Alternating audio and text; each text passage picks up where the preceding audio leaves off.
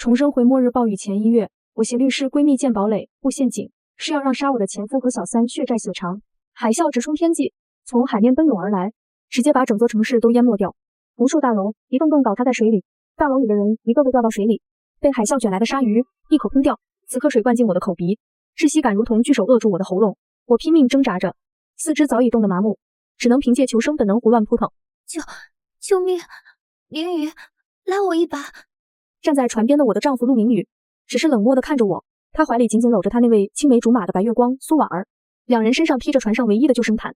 明宇哥，苏婉儿的声音带着恰到好处的颤抖，往陆明宇怀里缩了缩。姐姐她不会有事吧？我好害怕。别怕，婉儿。陆明宇的声音温柔的刺耳，与他看我的冰冷眼神形成鲜明对比。是他自己没站稳掉下去的，不关我们的事。我的心在那一刻彻底沉入江底，没站稳。明明是他刚才在船摇晃时不小心推了我一把。这场所谓的家庭漂流，从一开始就是个精心设计的局，为的就是杀妻。3天前，陆明宇突然提议要来这个偏远的江段漂流，说是要庆祝我们结婚3周年。我本来因为连续加班很疲惫不想来，但他一反常态的体贴。婉婉，我知道你最近辛苦，正好放松一下，我已经订好了，就我们2个人。结果出发那天，苏婉儿恰好出现，红着眼眶说心情不好想散心。陆明宇当即表示正好一起吧，人多热闹。重生回末日暴雨前1月，我携律师闺蜜见堡垒布陷阱，是要让杀我的前夫和小三血债血偿。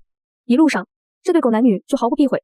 苏婉儿晕船，非要坐在陆明宇旁边，陆明宇细心照顾我准备的午餐。苏婉儿挑3拣4说太油腻，我说话，陆明宇爱答不理。苏婉儿一开口，他就笑脸相迎。最可疑的是上船时，陆明宇非要让我坐在最不稳定的船尾，说这里视野好，你可以多拍些照片。现在想来，每一步都是算计。凌雨，求求你！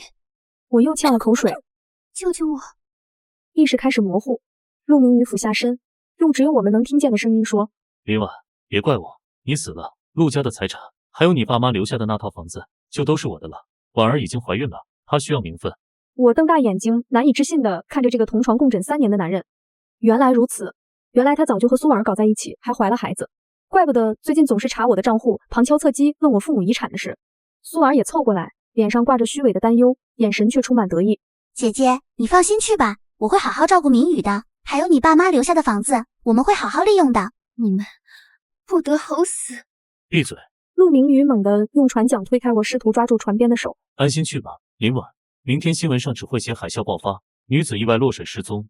海水彻底淹没了我，在意识消失前的最后一刻，我听见苏婉儿娇滴滴的声音：明宇哥，我好冷，我们快回去吧，反正姐姐她应该已经没救了。恨，如有来世，我定要这对狗男女血债血偿。睁开眼，我躺在价值3万块的席梦思大床上，阳光透过昂贵的丝绒窗帘洒进来，手机显示日期：暴雨末日降临前1个月。我重生了，回到了被谋杀前1个月。重生回末日暴雨前1月，我携律师闺蜜见堡垒布陷阱，是要让杀我的前夫和小三血债血偿。压下心中的惊涛骇浪，我强迫自己冷静，看了眼身旁还在熟睡的陆明宇，那张曾经让我心动的脸此刻只让我作呕。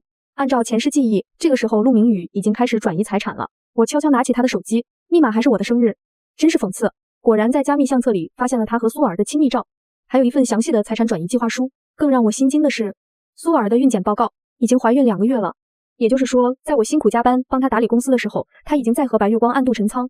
婉婉，这么早就醒了？陆明宇醒来，习惯性的想来搂我，我强忍恶心，装作若无其事的躲开。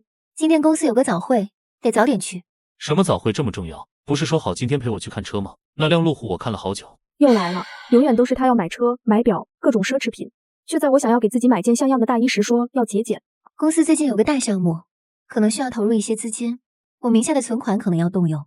陆明宇的脸色立刻变了。什么项目？需要多少？你怎么不跟我商量？跟你商量？我从镜子里看着他。上次我说想投资朋友的美容院，你不是说那是骗局吗？那本来就是骗局。他提高音量。女人的钱最好骗，我这是为你好。重生回末日暴雨前1月，我携律师闺蜜见堡垒布陷阱，是要让杀我的前夫和小三血债血偿。那这次的项目我很看好，我坚持道，是我大学同学牵线的，稳赚不赔。陆明宇猛地坐起来。林婉，你是不是被人骗了？把项目书给我看看，你的钱也是我们这个家的钱，不能随便动用。看，果然如此，我的钱是这个家的钱，他的钱却是他自己的。项目书在公司，我淡淡的说，而且我要用的是我婚前的存款，应该不需要你批准吧？你这是什么意思？陆明宇脸色阴沉下来。结婚3年，你跟我分这么清楚？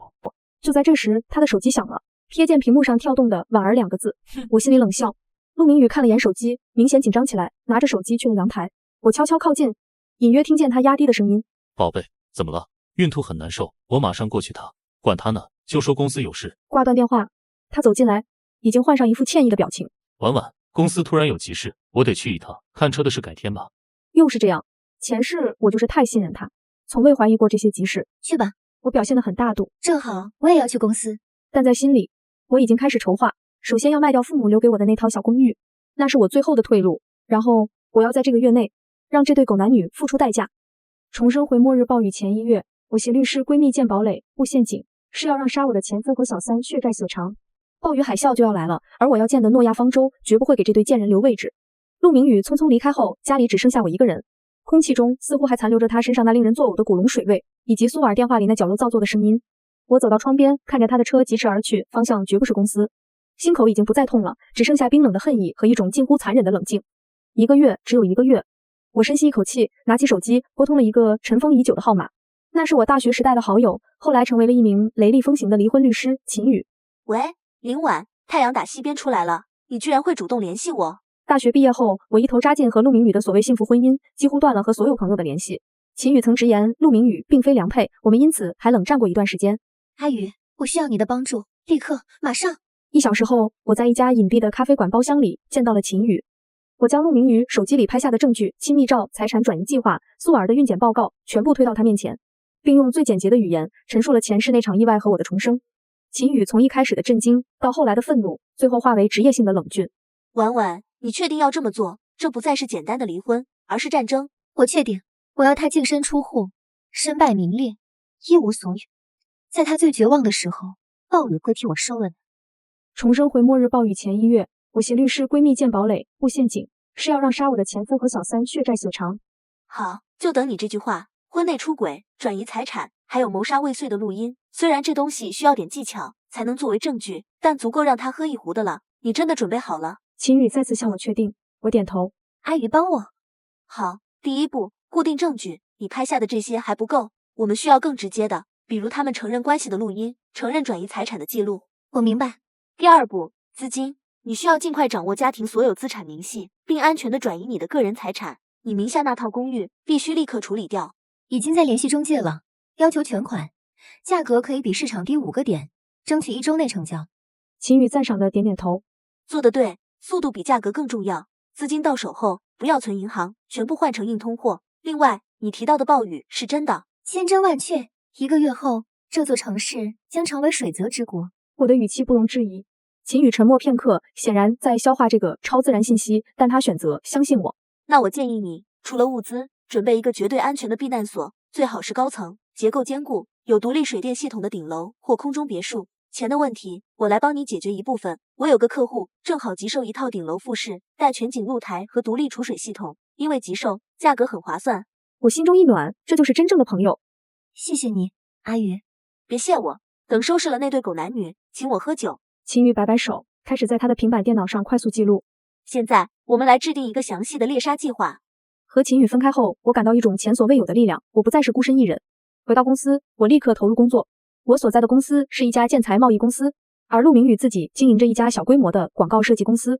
前世，我为了帮他拉客户，没少动用人脉，甚至用自己的工资补贴他的亏空。现在是时候连本带利收回来了。我注意到部门正在竞标一个政府相关的社区改造项目，需要大量的防水加固材料。负责这个项目的正好是陆明宇一直在苦苦巴结却始终没能搭上线的城建集团副总王总。一个计划瞬间在我脑中成型。我利用午休时间仔细研究了项目招标书，然后凭借对建材性能和市场价格的精准了解，熬夜做出了一份远超竞争对手的极有诚意的标书和一份额外的关于极端天气下社区防灾加固的建议方案。几天后，在一次行业交流会上，我偶遇了王总。我没有像其他人一样急着递名片推销，而是在他独自一人时，恰到好处地就最近一次成功的防灾工程案例发表了见解，引起了他的兴趣。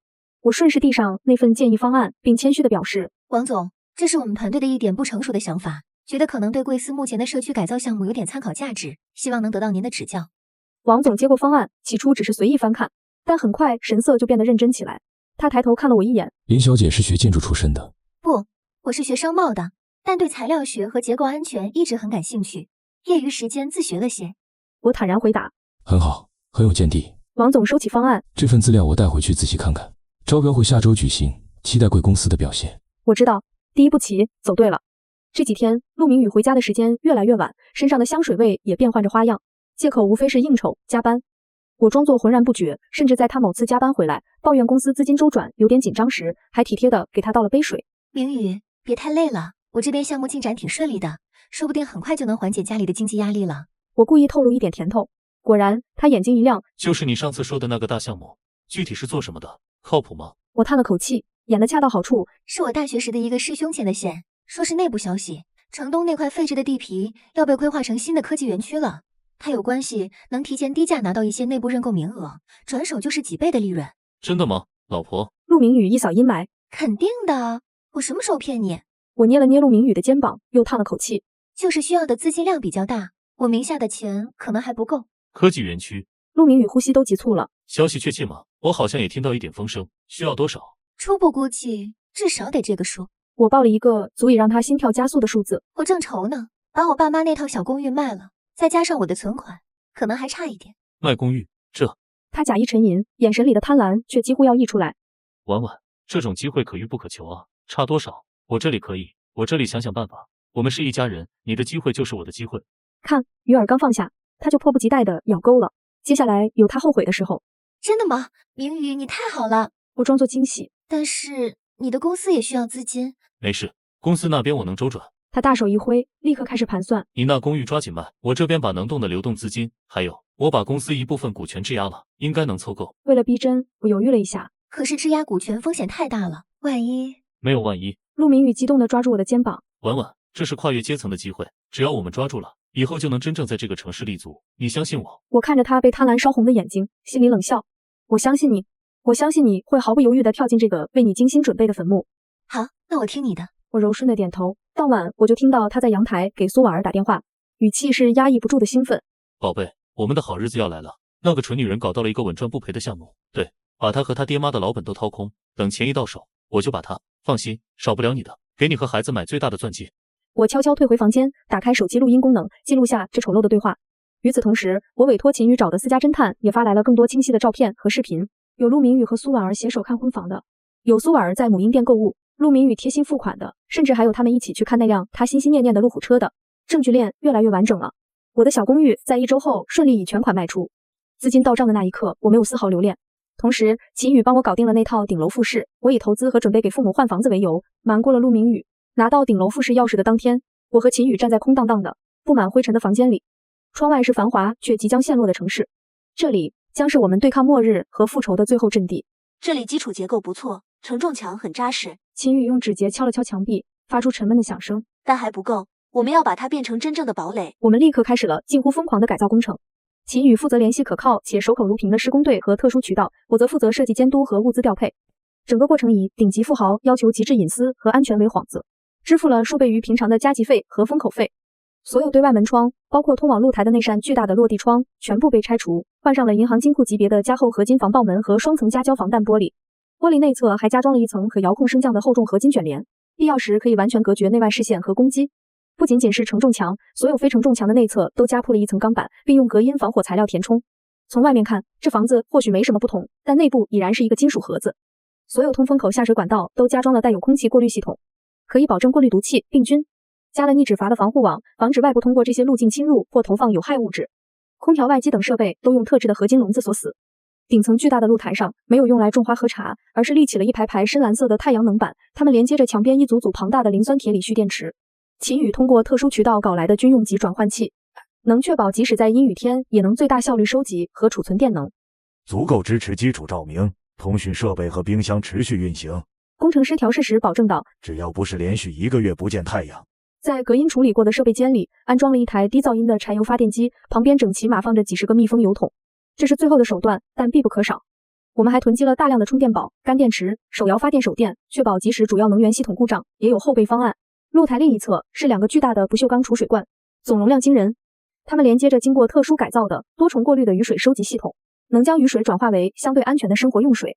秦宇指着他们说，就算断水半年，光靠雨水也够你泡澡了。不够，还是不够。我脸色难看。秦宇握着我的手，他知道上一世我的经历给我造成了很大的阴影。为了安心，我在室内还安装了小型净水器，可以将储水罐的水进一步净化到直饮标准，甚至连露台都设计了导流槽，确保每一滴雨水都能被收集起来。独立的房间被改造成了恒温恒湿的储藏室，准备在里面分门别类堆放之后囤积的物资。货架直抵天花板，等物资一入库，这里就像一个小型超市仓库。房屋外围、楼梯口、电梯间，甚至楼下几层的公共区域，都隐蔽地安装了高清、带夜视和动态捕捉功能的摄像头。监控屏幕就挂在我客厅的主墙上，整个大楼的动静几乎一览无余。大门内外侧都加装的高压脉冲防御装置，被我伪装成门铃和门牌，遥控触发足以瞬间放倒任何试图强行破门者。秦宇甚至还给我弄来了几把经过改造、威力可控但威慑力极强的射钉枪和高压电击棒，它们被妥善存放在触手可及又隐蔽的位置。除了常规网络，我们还准备了高性能的卫星电话和多频段无线电对讲机，确保在极端情况下也能与外界保持联系。当整个改造工程最终完成，我和秦宇站在这个固若金汤的安全屋里，窗外夕阳的余晖透过厚重的防弹玻璃，变得柔和而毫无威胁。这里就是你的诺亚方舟。秦宇拍了拍我的肩膀，语气带着一丝疲惫，更多的是骄傲。现在只等那对狗男女现出原形了。我环顾这个倾注了我们无数心血和资源的堡垒，冰冷的心终于有了一丝温度。这里不仅是物理上的安全屋，更是我复仇之路的起点和见证。陆明宇和苏尔他们沉浸在自己编织的美梦里，却不知致命的暴雨和我的复仇都已近在眼前。我没有耽搁，立刻开始行动。通过不同的渠道伪装成公司采购、仓库补货，我开始分批将巨额资金转化为实物。秦宇的人脉和渠道此刻发挥了巨大作用，他认识几个做批发和仓储的朋友，能避开常规监管进行大宗交易。我们没有去零售区，而是直接找到了一个大型粮油批发商的仓库。老板是个精干的中年人，姓王，是秦宇以前的客户。王老板，我朋友公司搞大型团建，还要做慈善捐赠，需要大批量采购。秦宇开门见山，递上一张清单。王老板接过清单，眼睛扫过上面的数字，愣了一下。秦律师，你这量可不小啊！米面各5吨，压缩饼干1000箱，还有这么多罐头、食用油、盐糖。我戴着墨镜站在秦宇身后，保持着沉默。秦宇面不改色。集团预算充足，要求也高，要质量最好的，而且要求绝对保密，毕竟涉及商业形象和后续宣传。价格好说，但要分批隐蔽送货到这几个地址。他递上几个不同的仓库地址，都是我们提前租好的，分散在城市不同区域。王老板是明白人，立刻堆起笑容。明白，秦律师介绍的业务绝对没问题，质量包您满意，送货安排您放心，绝对低调。基础实务搞定。通过秦宇的关系，我们又联系上了一个专营户外生存和安保用品的供应商。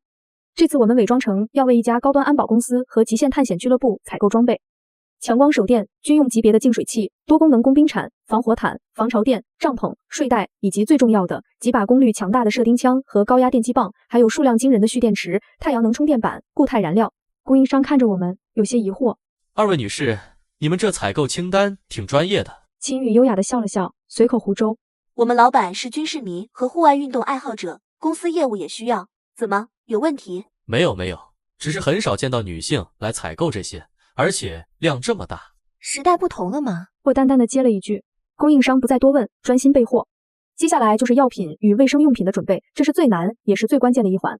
我们通过多个不同的药店化整为零地购买抗生素、止痛药、感冒药、肠胃药、大量的消毒水、碘伏、纱布、绷带、维生素片，以及女性卫生用品和大量的婴儿尿布。每次进出不同的药店，我们都稍作伪装，更换外套和包包，付款尽量使用现金。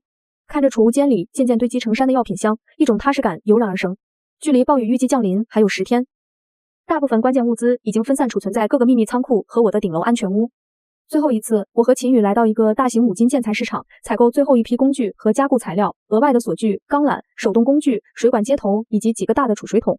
我们正指挥着工人将几个沉重的储水桶搬上秦宇借来的厢式货车时，一个让我血液瞬间冷凝的声音在身后响起：“林婉姐姐。”我身体一僵，缓缓转过身，果然是苏婉儿。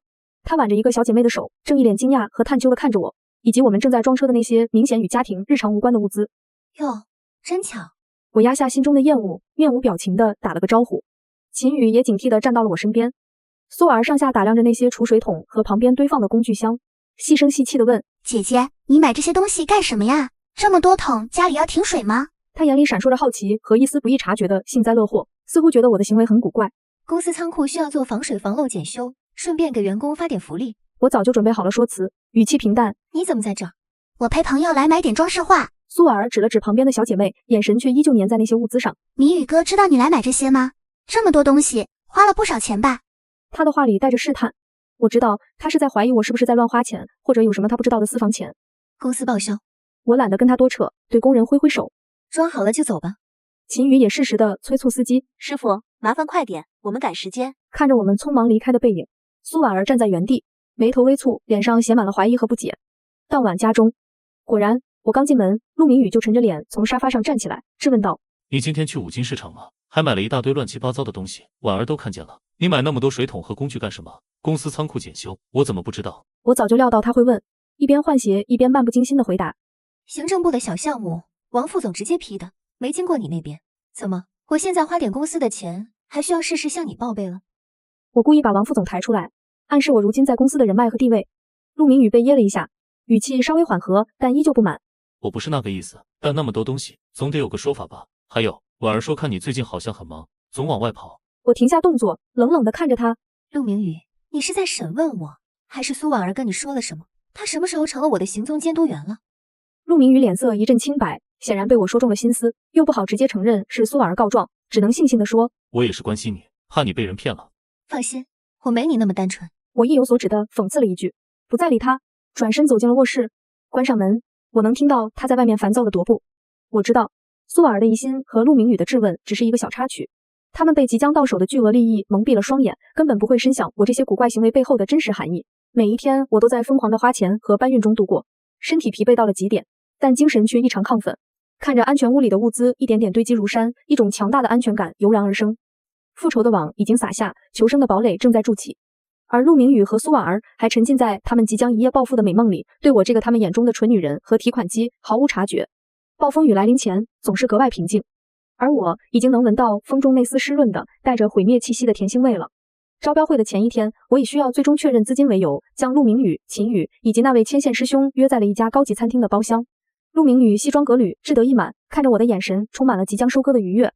他甚至破天荒地给我夹了菜，语气是前所未有的温柔。婉婉，这段时间辛苦你了，等这个项目成了，我带你去马尔代夫好好放松。我强忍胃里的翻腾，挤出一个依赖的笑容。都是明宇你支持我，师兄，资金明天就能全部到位，没问题吧？那位师兄演技精湛，推了推金丝眼镜，一副精英做派。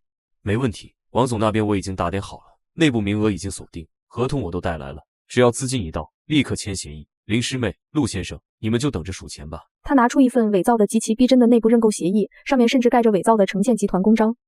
陆明宇接过协议，手都有些微微颤抖，眼睛死死盯着那诱人的条款和利润预估，最后一丝疑虑也烟消云散。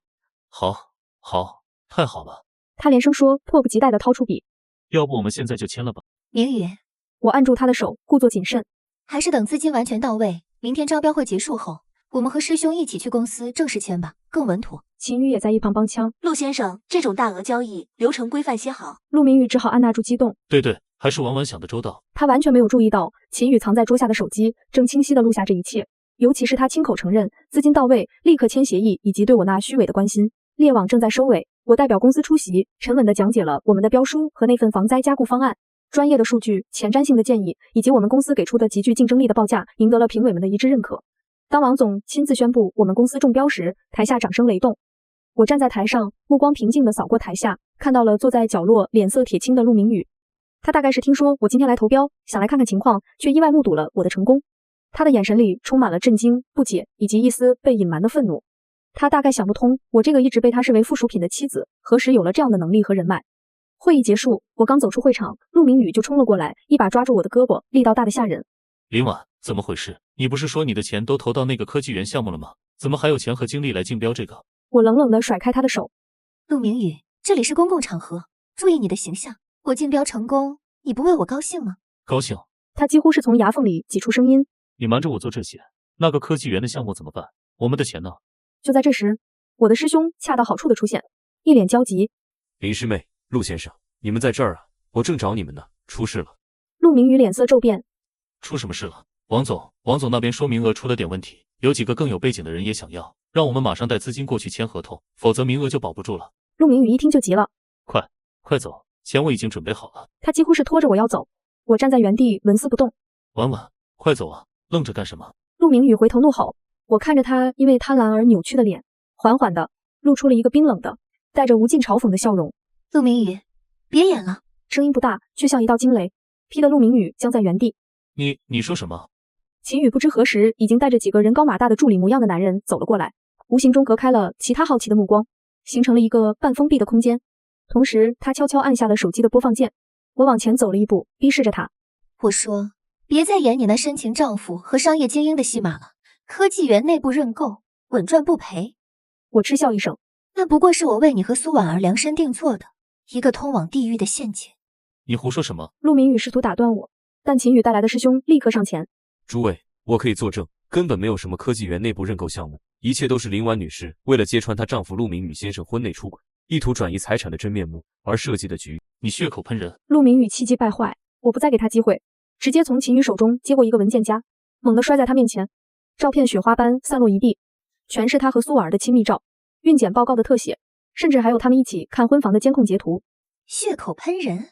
那你告诉我，这个怀孕2个月的苏婉儿是谁？你搂着她看房买车的时候，记得我这个还在为你公司加班到深夜的妻子吗？周围一片哗然，议论声和手机拍照的咔嚓声此起彼伏。陆明宇看着地上的照片，身体开始发抖，嘴唇哆嗦着，一句话也说不出来。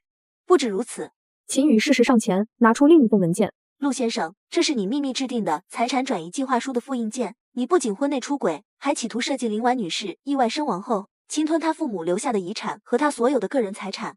我们已经掌握了确凿证据。哦，对了，意外身亡。我接过话头，从口袋里掏出自己的手机，点开一段录音，正是那天他以为我睡着后，在阳台对苏婉说的那些话。那个蠢女人搞到了一个稳赚不赔的项目，对，把她和她爹妈的老本都掏空，等钱一到手，我就放心，少不了你的，给你和孩子买最大的钻戒。清晰的录音如同最响亮的耳光，扇在陆明宇脸上。他踉跄一步，几乎站立不稳，脸上血色尽失，眼神里充满了惊恐和难以置信。不是这样的，是伪造的，都是伪造的。他徒劳的嘶吼，但周围鄙夷、谴责的目光已经说明了一切。他社会性死亡的判决，在这一刻由他自己亲手签下。陆明宇，我走到他面前，用只有我们2人能听到的声音，冰冷的宣告：游戏结束了，你的公司会因为你的愚蠢决策和即将到来的资金链断裂而破产。你质押的股权等着被银行收走吧，你和苏婉儿等着我的律师函吧。离婚，并且是净身出户。我顿了顿，凑近他耳边，如同他前世对我低语那般，轻声道：好好享受你们爱情的最后时光吧，毕竟暴雨就要来了，你们的好日子还在后头呢。说完，我不再看他那副如同被抽走了灵魂的惨状，在秦宇和助理的护送下，挺直脊背，穿过人群异样的目光，从容离开。身后是陆明宇崩溃的咆哮和周围不绝于耳的指责声。复仇的第一阶段完美落幕，接下来是法律和末日的双重审判。接下来的几天，风暴才真正开始席卷陆明宇和苏婉儿的生活。秦宇的动作雷厉风行，离婚协议直接寄到了陆明宇的公司，条款苛刻。陆明宇净身出户，并因婚内出轨、恶意转移财产、未遂等过错，需向我支付高额的精神损害赔偿金，同时附上了那些照片和录音的副本。几乎在同一时间，陆明宇质押股权借贷的银行不知从哪里收到了他公司即将破产、资不抵债的风声，开始催缴贷款。他为了凑够那个科技园项目的资金，几乎将公司的流动资金抽干，还借了不少高利贷。此刻资金链瞬间断裂，银行账户被冻结，公司门口堵满了讨薪的员工和催债的债权人。苏婉儿的日子也不好过。秦宇将一份大礼包匿名寄给了他的父母和他所在的公司，里面不仅有他插足他人婚姻的证据，还有他靠着陆明宇的钱挥霍无度的消费记录。他那个本就看不惯他攀高枝的部门主管，立刻以此为借口将他开除。他的父母气得直接和他断绝了关系，在亲戚圈里颜面扫地，他们从自以为的人生赢家一夜之间跌落谷底。我搬离了那个充满虚伪和背叛的家，住进了我的顶楼安全屋。透过家后的防弹玻璃窗，我能看到城市依旧车水马龙，霓虹闪烁，但空气中那股山雨欲来的闷湿感越来越重。天气预报开始频繁出现极端天气预警，但大多数人依旧不以为意。我最后一次接到陆明宇的电话，是在一个雷声隆隆的夜晚，他的声音嘶哑，充满了绝望和一丝垂死的挣扎。林婉，是你，都是你搞的鬼，你好狠毒。我站在窗前，看着窗外被风吹得剧烈摇晃的树枝，语气平静无波。狠毒，比不上你亲手把我推下江的那一刻。陆明宇，这一切都是你罪有应得。你不能这样，婉儿她怀孕了，我们需要钱，需要住的地方。你看在孩子的份上，孩子，我冷笑，那个你为了他而谋杀我的孩子，他的存在只会让我觉得更恶心。你们一家3口最好锁死，别来沾边。林婉，我错了，我知道错了。他突然嚎啕大哭起来。你再给我一次机会，我们重新开始，好不好？我马上和苏婉儿断绝关系。听着他毫无尊严的哀求，我心中只有一片冰冷的荒漠。前世临死前的窒息感和他那冷漠的眼神，如同烙印般刻在我的灵魂深处。陆明宇，我打断他，收起你这套令人作呕的表演。我们的夫妻情分，早在你把我推下江的那一刻就尽了。现在我们之间只有债务关系，等着收法院的传票。说完，我直接挂断了电话，并将这个号码拉黑。世界清静了，离婚官司在秦宇的操作下毫无悬念的快速推进。陆明宇根本无力聘请像样的律师，也无法出庭。他和苏尔因为付不起房租，被房东赶了出来，又借不到钱住酒店，最后只能蜷缩在苏尔那间狭小潮湿的地下室出租屋里，靠着之前剩下的一点零食和方便面度日。他们之间那点建立在利益和欲望基础上的爱情，在现实的残酷碾压下迅速变质。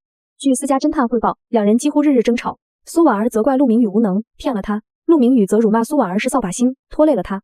就在法院判决书下达，正式裁定陆明宇净身出户，并需赔偿我巨额款项的当天傍晚，天空的颜色开始变得诡异，一种沉甸甸的、令人心悸的铅灰色笼罩了整个城市。第一滴雨落下，砸在窗户上，发出沉闷的响声。紧接着，第二滴、第三滴，顷刻之间，暴雨如同天河倾泻，狂暴地冲刷着这座城市。雨水密集的几乎看不清窗外1米之外的景象，雷声滚滚，仿佛天穹都在震怒。末日如期而至，我检查了一遍安全屋的门窗，全部牢牢锁死。独立的储水系统已经蓄满，太阳能板在暴雨间歇时能补充部分电力，备用发电机和足够的燃料也准备就绪。物资堆积在特意加固过的储藏室里，足够我一个人生活数年。网络开始变得断断续续，手机信号也时好时坏。新闻里充斥着紧急通告，提醒市民非必要不外出，低洼地带居民紧急转移。但转移谈何容易？暴雨毫无停歇之意，城市排水系统迅速瘫痪。我所在的顶层能清晰地看到下方的街道以肉眼可见的速度被浑浊的洪水淹没，汽车像玩具一样被冲走，人们的哭喊和呼救声在暴雨的轰鸣中显得微弱而绝望。我的安全屋成了这片汪洋中唯一孤岛般的存在。暴雨持续了3天3夜，丝毫没有减弱的迹象，水位已经淹到了3楼，断水、断电、断网成为了普遍现象，城市陷入了彻底的黑暗和混乱。偶尔有救援直升机的轰鸣从上空掠过，但对于数百万被困的市民来说，无疑是杯水车薪。我的手机因为提前准备了信号增强器，还能偶尔接收到微弱的信号。在一个信号稍好的瞬间，一个陌生的号码执拗地打了进来，我犹豫了一下，接通了。暴雨的第5天深夜，我正准备休息，手机突然响了，屏幕上显示的名字让我愣了一下。苏婉儿，这个曾经最好的闺蜜，在前世背叛了我，和我的男友陆明宇在一起，还在末日来临时把我推进了洪水里。我深吸了一口气，接起了电话。电话那头传来苏婉儿虚弱而惊恐的哭喊，背景是哗啦啦的雨声和什么东西碰撞的声音。林婉姐姐，救救我们！求求你，救救我们！我们在婉儿的地下室，水淹进来了。明宇哥他发烧了，好烫，我们什么都没有了，求你看在以往的情分上。我走到监控显示屏前，我在大楼几个关键入口和低楼层公共区域悄悄安装了隐蔽的摄像头。画面显示洪水已经淹到了4楼，水下浑浊一片，漂浮着各种杂物，而苏婉儿所说的那个地下室恐怕早已被彻底淹没。情分？我对着话筒，声音平静的像在讨论天气。我们之间有过那种东西吗？苏婉儿似乎被我的冷静噎住了，随即哭得更凶。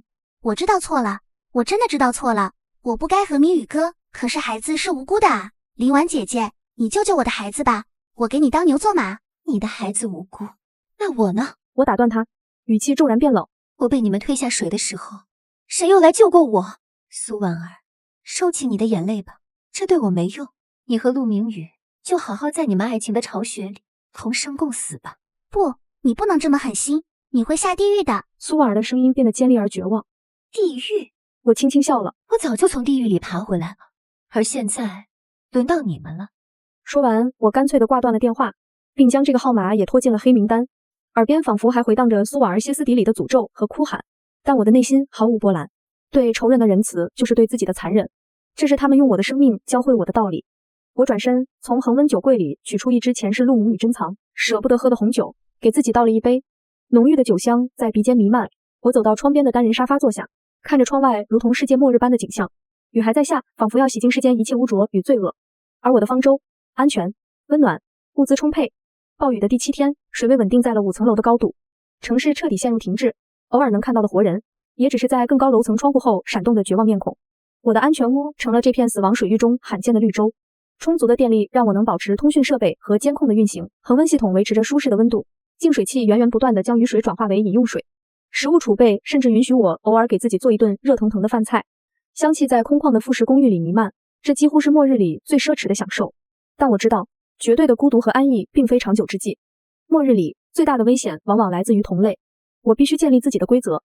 通过网络时断时续的片段和收音机里收到的微弱信号，我了解到外面的世界已经彻底失控。抢劫、斗殴、为了一包饼干就能杀人的事件屡见不鲜。政府救援力量在如此规模的天灾面前也显得捉襟见肘，只能优先保障少数重点区域和避难所。就在这时，我安装在楼梯间的隐蔽摄像头捕捉到了动静，有人正在试图突破消防通道通往天台的防火门。那扇门被我额外加固过，但撞击声持续而猛烈，显然不止一个人。我立刻拿起改造过的强弩和高压电击棒，悄无声息地走到门后监控屏前。画面里是3个浑身湿透、面目狰狞的男人，手里拿着消防斧和钢管，正疯狂地劈砍门锁。妈的，这货肯定有存货，顶楼复式，还装了这么多怪模怪样的东西，砸开，老子饿疯了。我的心跳加速，但手很稳。我知道这一刻无法避免，示弱和退缩只会引来更疯狂的攻击。我深吸一口气，连接了门上的外置扩音器，冷静地开口：立刻离开，否则后果自负。门外3人吓了一跳，惊恐地四处张望，最终发现了角落的摄像头。装神弄鬼，识相的把门打开，交出食物和水，不然等老子进去把你剁了。我不再废话，直接按下了安装在门框上方隐蔽处的高压脉冲防御装置的启动键。滋啦一声强烈的电流爆响，伴随着凄厉的惨叫。站在最前面用手触碰门体的瘦高个整个人剧烈抽搐着倒下，冒着青烟，生死不知。另外2人吓得魂飞魄散，连滚带爬的后退，看着那扇看似普通却瞬间放倒他们同伴的铁门，如同看着地狱入口。滚！那2人再不敢停留，拖着昏迷的同伴狼狈不堪地逃回了楼下。危机暂时解除，我靠在门后，缓缓舒了口气，手心有些汗湿。这是我第一次真正动用武力防御，效果显著。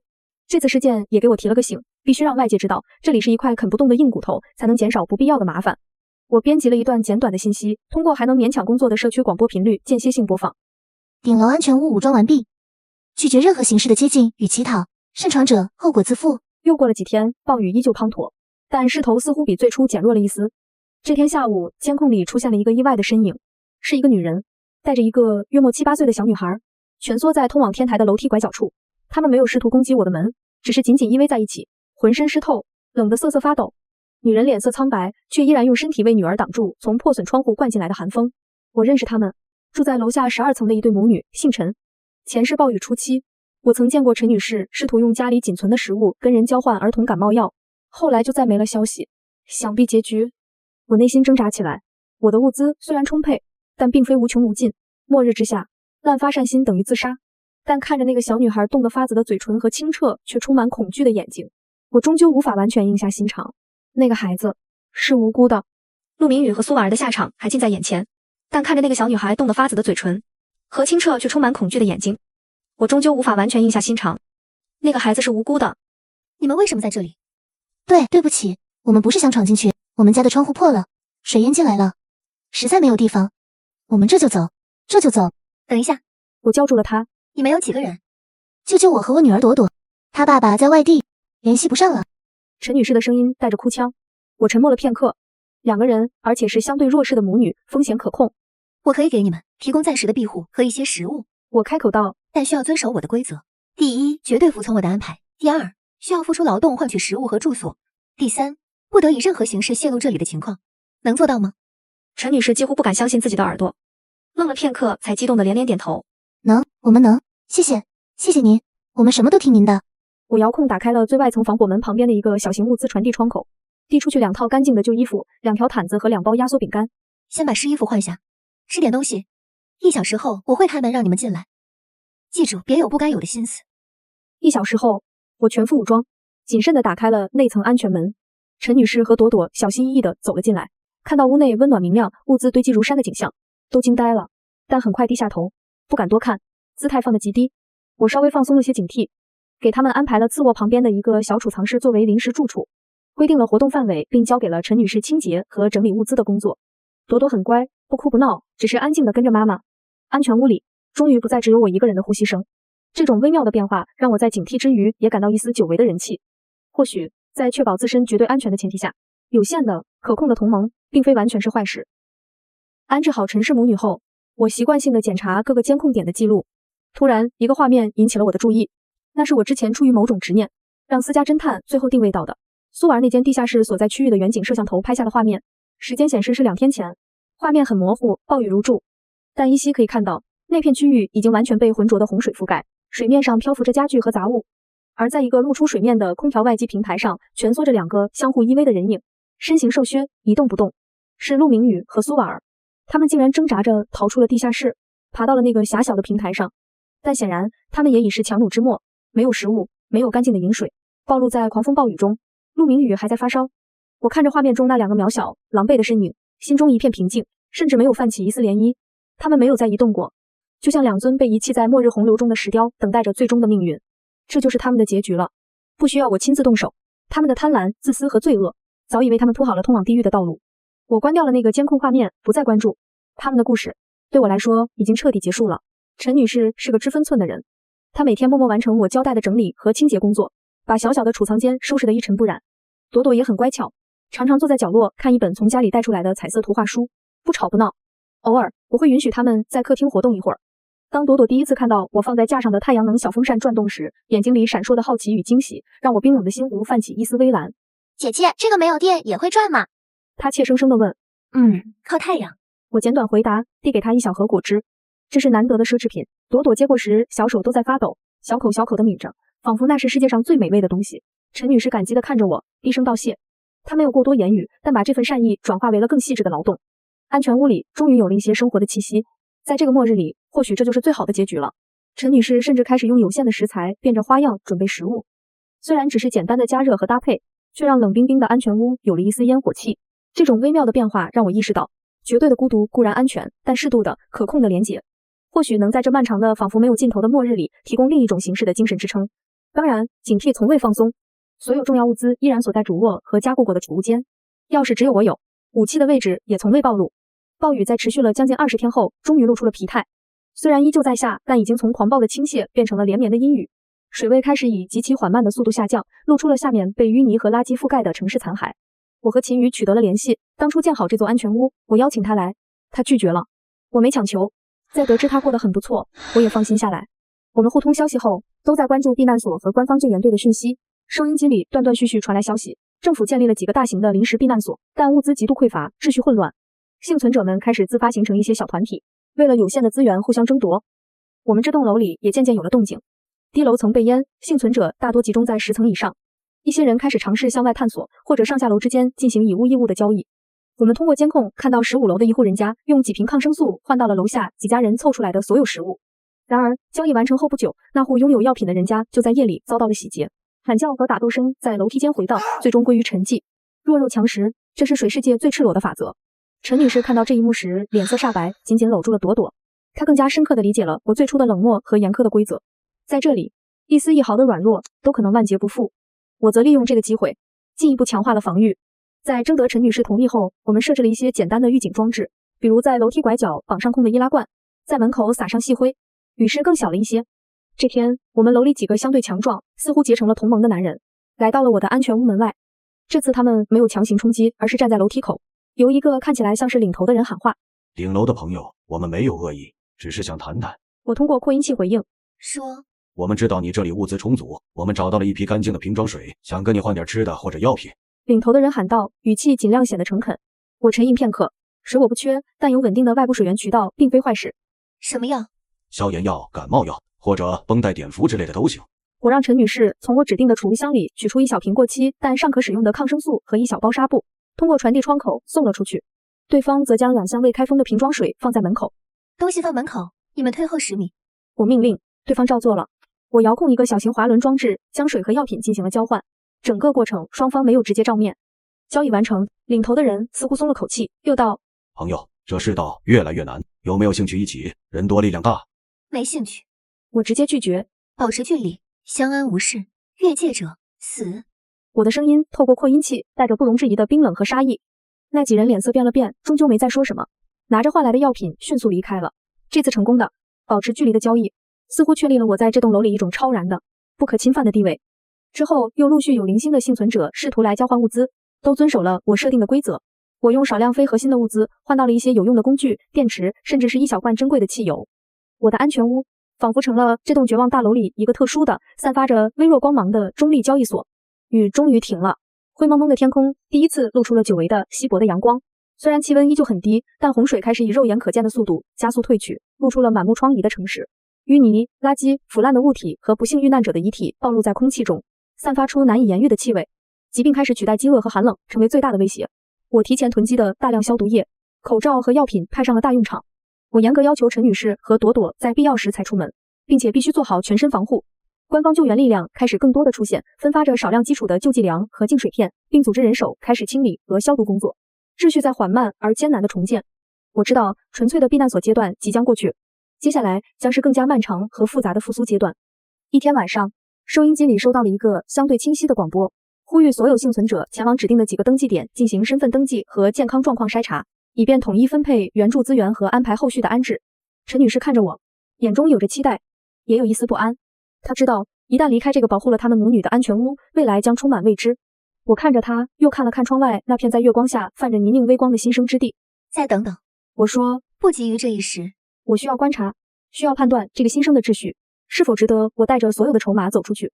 我的诺亚方舟在洪水中保存了下来，而现在是时候考虑是否该放出鸽子，去探寻那象征着希望的橄榄枝了。但无论如何，我知道我已经不再是那个在江水中无助挣扎、任人宰割的林婉。仇恨已报，漠视已度，属于我的新生将由我自己来定义。登记的命令在广播里重复了3天。楼里的一些幸存者开始结伴前往指定的登记点，回来的人带回了混乱的信息。楼里的一些幸存者开始结伴前往指定的登记点，回来的人带回了混乱的信息。有的说秩序尚可，能领到基本口粮，有的则抱怨管理混乱，物资发放不均，甚至发生了抢夺。陈女士愈发不安，她既渴望回归有秩序的社会，又害怕外面的不确定性。朵朵似乎也感受到了母亲的焦虑，变得更加沉默。我通过高倍望远镜观察着远处的登记点，排队的人群冗长而拥挤，维持秩序的人员显得力不从心，偶尔有小规模的骚动，很快被武力压制。这并非我想象中井然有序的救援。我们不能去那里。我放下望远镜，对陈女士说，至少不能现在去。那我们怎么办？陈女士忧心忡忡。等。我言简意赅。洪水刚退，一切都在混乱的顶点，秩序的重建需要时间。我们现在出去，无异于将自身安全寄托于未知。我们有的资源足以让我们再支撑很长一段时间，不可轻易冒险。我决定采取更主动但更谨慎的试探。我让陈女士用我们之前交换来的一块旧手表，通过一次小规模的物资交换，向楼里一个相对信得过的交易对象透露了一个信息：顶楼有一位懂些医护知识的人，如果谁家有紧急且简单的医疗问题，可以带着报酬来求助，但仅限紧急情况。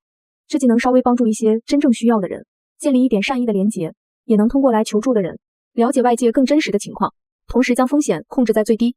我只在门口进行简单的诊断和提供非处方药物或基础处理。消息放出后的第2天，我们的第一个病人来了，是住在14楼的一位老人，由他的儿子扶着。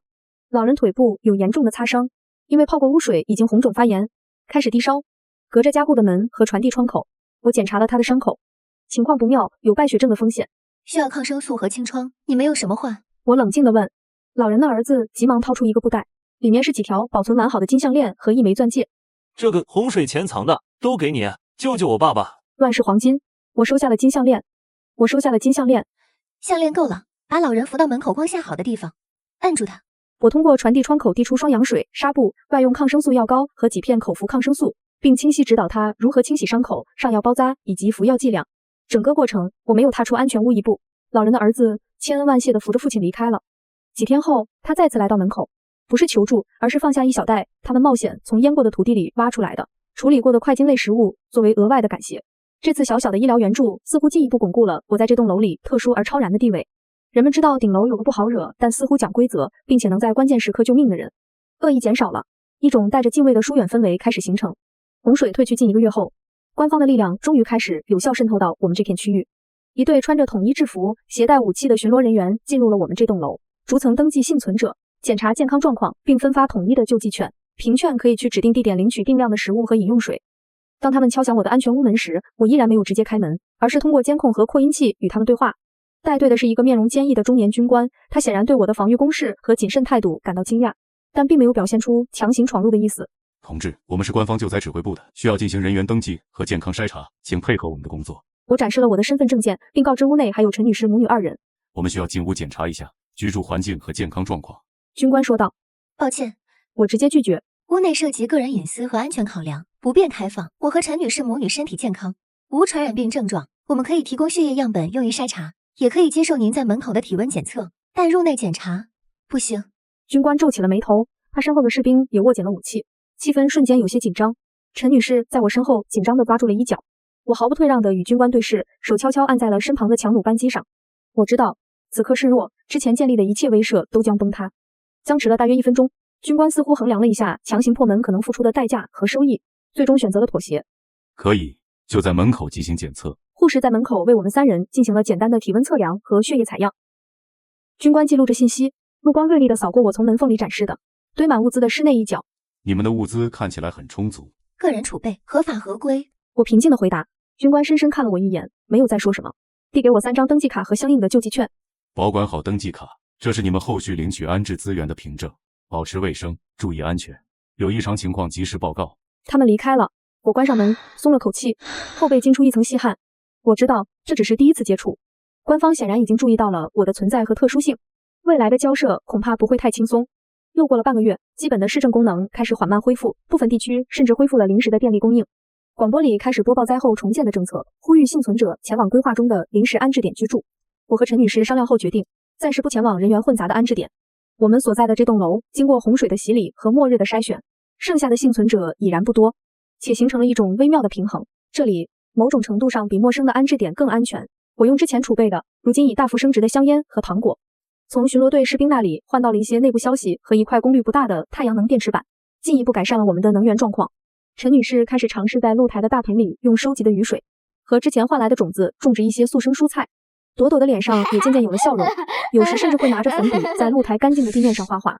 窗外不再是绝望的汪洋，而是泥泞、残破却孕育着生机的土地。一天傍晚，夕阳的金辉第一次如此清晰地穿透稀薄的云层，洒在露台上。我站在栏杆边，看着远处依稀开始有机械和人员活动的城市轮廓。仇恨已经随着那对男女沉入水底，末世最危险的阶段似乎也已度过。我拥有了一个坚固的堡垒，充足的物资，一个初步建立起来的以我为主导的小小社群雏形，以及官方层面的初步接触和认可。前世的林婉已经死了，今生的林婉掌握了力量，懂得了规则，见证了人性，度过了末日。未来的路或许依旧布满荆棘，但这一次我将无所畏惧。我的新生从这片洪水退去的废墟上正式开始。